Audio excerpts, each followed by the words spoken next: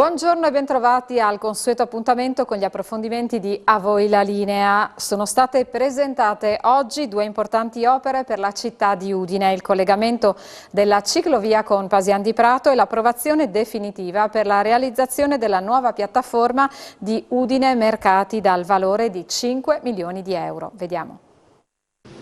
Sì, eccoci, giunta straordinaria oggi in comune a Udine con Loris Michelini, il vice sindaco. Vediamo che cosa è stato deciso, due importanti interventi, in particolare uno su una ciclabile. Sì, la ciclabile praticamente Udine, Villa Primavera, Campoformido, praticamente con la devoluzione che abbiamo avuto dalla Regione di 2 milioni di euro riusciamo a ristrutturare completamente il ponte canale, che è l'attraversamento sul Cormor, che ci impiega un 500.000 euro. Per il resto riusciamo da Via della Valle a passare lungo il tratto ferroviario e a collegarci con il ponte canale attraverso un'area agricola e attraverso vari parchi che noi abbiamo all'interno e che quindi vengono valorizzati nel loro insieme, per arrivare poi a lambire, anzi ad entrare nel comune di Pasian di Prato, nella parte dove era l'ex depuratore, e così colleghiamo anche Pasian di Prato con la FVG4, che è la ciclabile regionale importante. Da lì ci colleghiamo poi direttamente con Villa Primavera attraverso dei passaggi che già ci sono e che vengono valorizzati. Come dicevo, il costo complessivo di 2 milioni di euro, la Regione ha dato al Comune di Udine la possibilità di inserirsi come capofila e quindi noi, dialogando con tutti i comuni dell'Interland, riusciamo a completare quest'opera che speriamo venga fatto assieme anche all'altra ciclopedonale che sappiamo esistere come progetto di fattibilità e che adesso dobbiamo concretizzare, che è la Udine Cargnacco. Ecco, poi un altro importante intervento di quasi 5 milioni di euro che riguarda invece Udine Mercati. Sì, la piattaforma logistica di Udine Mercati. Attualmente nel Triveneto c'è Padova e c'è Udine, no? Padova è molto più grandina, noi dobbiamo assolutamente essere all'avanguardia, quindi questo primo lotto di 5 milioni, 4 milioni e 868, però diciamo 5 milioni, ci permette di creare, questo è un progetto definitivo, due piattaforme importanti che possono ospitare il fresco con tutta una serie di celle coinventate e faranno da riferimento non solo nel Triveneto ma anche nel collegamento per esportare quello che abbiamo noi di essenziale, di importante, di eccellenza non solo della nostra regione ma anche dell'Italia, alla Slovenia, alla vicina Austria, e sarà una piattaforma importante perché questi interventi verranno realizzati con materiale proprio dedicato a queste tipologie di piattaforme logistiche ed è un primo lotto, come vi dicevo, perché la Regione, l'abbiamo saputo poco tempo fa, ci ha destinato ulteriori 8 milioni per poter fare un ulteriore lotto importante che verrà fatto appena terminiamo la progettazione di questo, che è quasi finita, quindi i lavori iniziano sicuramente il prossimo anno e noi arriveremo a dare veramente un respiro diciamo oltre che nazionale alla nostra città di Udine per quanto riguarda il settore ortofrutticolo. Allora grazie al vice sindaco Loris Michelini per questa conferenza stampa di fine anno, l'ultima del 2021. Grazie Paola. L'obbligo di mascherina FFP2 per gli sciatori sta creando non pochi problemi ai gestori degli impianti della montagna friulana, alle prese anche con la mancanza dei turisti austriaci. Siamo andati a Tarvisio a scoprire quale sia la situazione.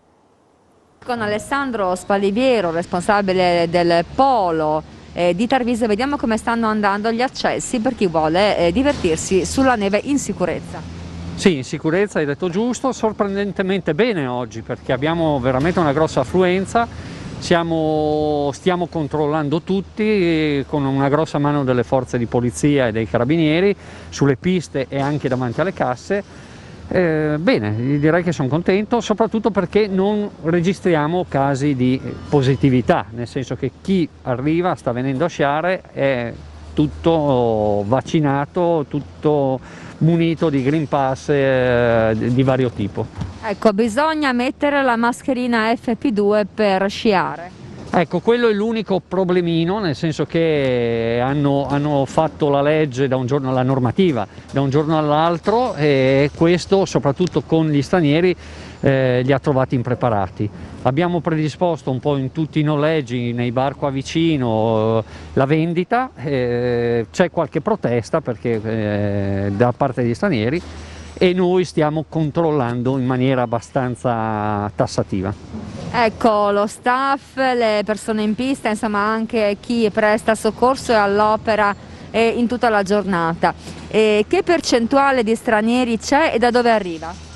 Ma io i dati di oggi non ce li ho ancora, nel senso che oggi siamo quasi a 3.000 persone di primi ingressi, non li ho. Così a occhio direi che siamo a un 50%, mancano gli austriaci che sono quelli sotto lockdown. Ecco, mentre ci sono molti turisti dalla Slovenia.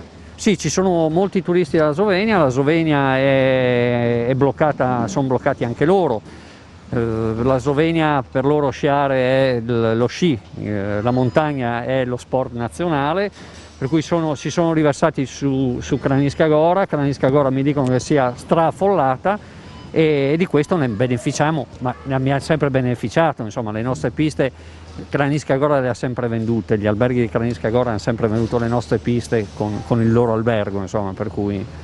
Ecco, quindi da inizio stagione come possiamo dire che sia andata? Qual è il primissimo bilancio di questo primo inizio di stagione? Il primissimo bilancio è buono, poi bisogna vedere con cosa lo andiamo a paragonare. Adesso una stagione così, dal punto di vista meteorologico, con la neve, col tempo che c'è stata, era da un po' di anni che non l'avevamo. Avere tutte le piste aperte a metà dicembre, scusate, è una cosa quasi incredibile, però tra le nevicate copiose che ci sono state e l'innevamento programmato siamo riusciti, e per Natale abbiamo aperto tutto, e questo è stato senz'altro, ci ha aiutato, per cui andare a paragonare il mese di dicembre di quest'anno con mesi di dicembre precedenti è un po' difficile, perché c'erano problemi di neve, di innevamento, di piste chiuse e tutto. Noi siamo molto bene. C'è stato un netto calo con gli stranieri qualche giorno fa, il giorno prima di Natale, che seguiva un po' i diktat del nostro governo, non sta a me dire chiari o poco chiari, insomma, ma sicuramente che hanno creato un po' di confusione al turista, non solo italiano ma soprattutto straniero. Adesso che si è capito cosa c'è da fare, come bisogna comportarsi, oggi abbiamo visto che c'è di nuovo un'invasione. Ecco, nei tempi pre-Covid, quali erano i numeri delle stagioni che andavano bene?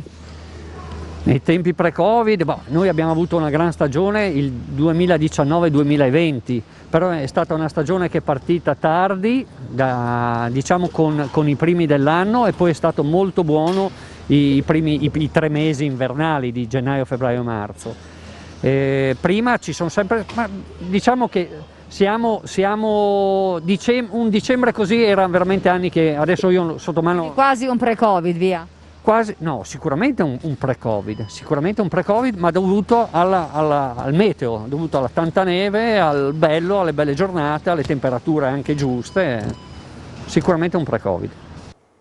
Questa mattina al centro Balducci di Zugliano la rete Dasi ha fatto il punto della situazione su come è stata trattata il tema dell'immigrazione nell'anno che sta per concludersi. La pandemia ha sicuramente avuto un peso nell'atteggiamento generale, ma accusa il presidente del Consorzio Italiano Solidarietà di Trieste, Gianfranco Schiavone, il Friuli Venezia Giulia ha manifestato segnali di ostilità portati avanti anche dalle istituzioni. Sentiamo. Con Gianfranco Schiavone un assunto di quello che oggi qui viene presentato. La rete diritti, accoglienza e solidarietà internazionale presenta una sorta di bilancio del 2020 e anche di riflessione per iniziative del 2021. L'anno 2022, scusate, l'anno 2021 è stato un anno, devo dire, molto difficile per il Friuli Venezia Giulia per i temi di cui ci occupiamo, cioè dei diritti fondamentali delle persone. È stato l'anno nella quale si è posto fine, e questa è la prima buona notizia, alle politiche di respingimento illegale che sono state praticate ampiamente nuovamente nel 2020.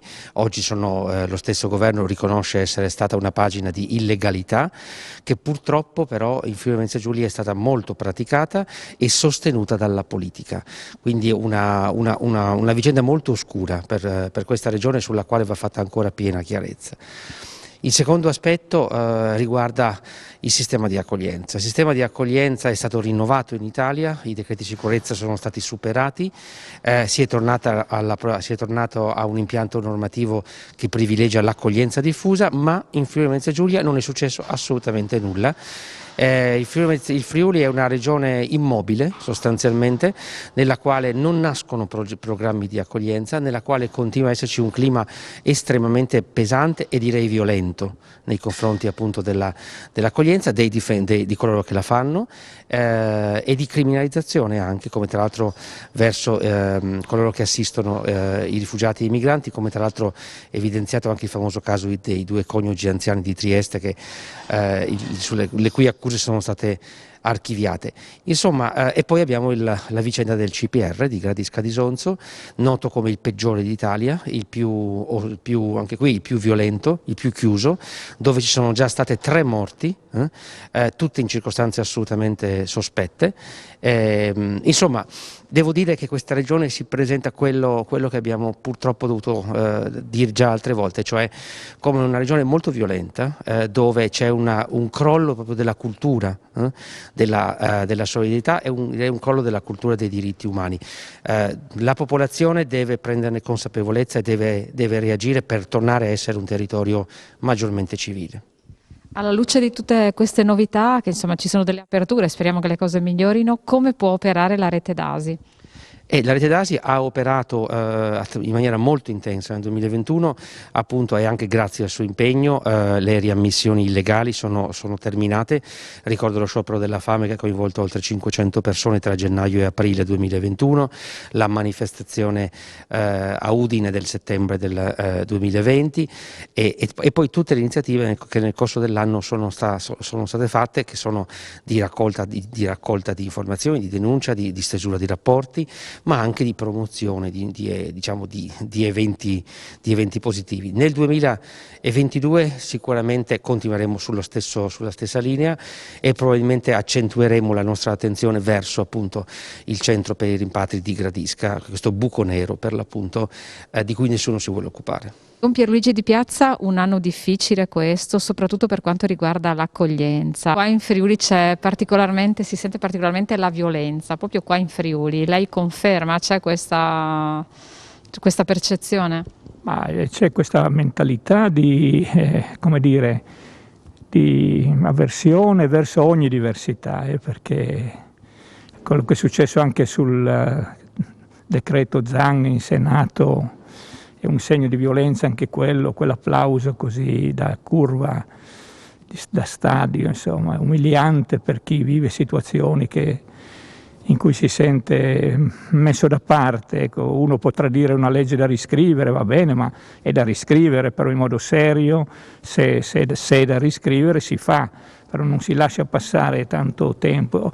Così, contro ogni diversità, certamente rispetto ai migranti adesso se ne parla di meno, e pare davvero singolare, diciamo, che anche i comuni del Friuli Venezia Giulia non siano disponibili a questi accordi per accogliere, ecco, questa accoglienza diffusa, alcuni piccoli gruppi, no?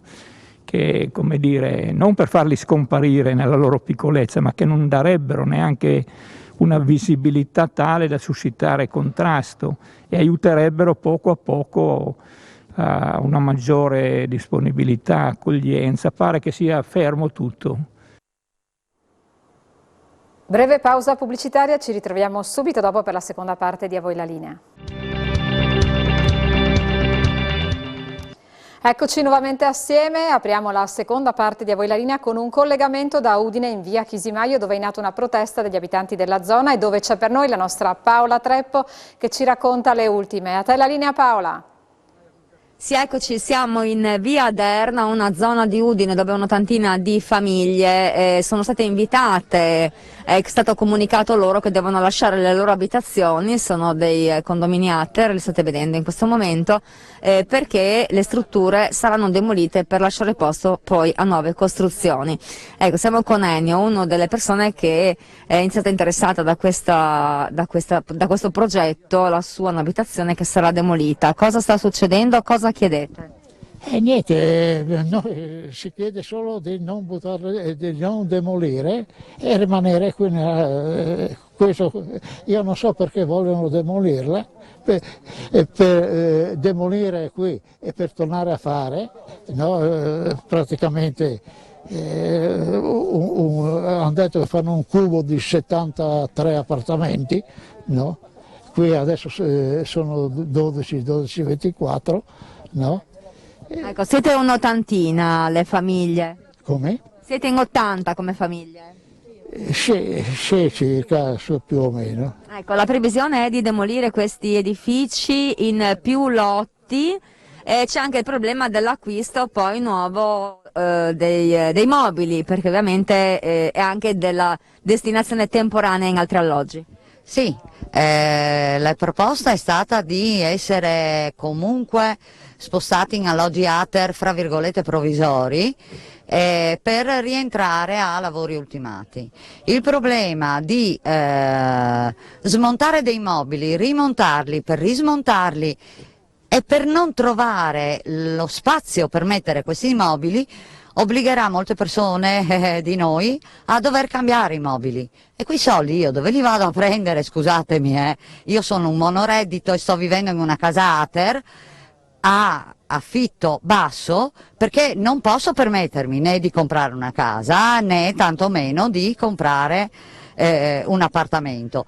Quindi qualcuno mi spieghi come possiamo fare ad avere peraltro la stessa metratura con la stessa concezione di spazio che esiste in questi appartamenti. Sono appartamenti, diciamolo, che sono stati fatti con un certo criterio, sono molto grandi, ampli, con anche cantine, siete abituati in un certo modo. Cantine molto grandi, con uno sfogo fuori dal bagno dove c'è un lavandino per lavare le cose più sporche? Ma un domani come si farà? Insomma, ci sono anche delle persone anziane, ci hanno riferito, quasi tutte sono anziane, hanno anche i loro problemi naturalmente nei movimenti, sarebbe anche uno spostamento disagevole per quanto riguarda le abitudini, anche nel fare la spesa, insomma, nelle conoscenze del vicinato. Abbiamo e allora... un negozio sotto casa?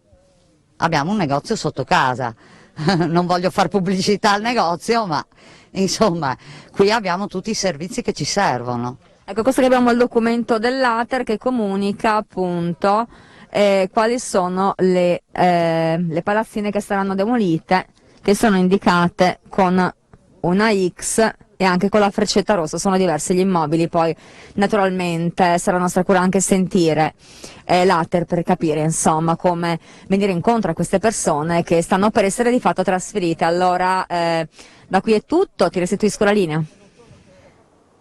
Grazie Paola, parliamo adesso di solidarietà perché le donne della Val Pesarina realizzano a mano dei calzini di lana i cui proventi sono impiegati per la costruzione dei pozzi d'acqua potabile in Tanzania.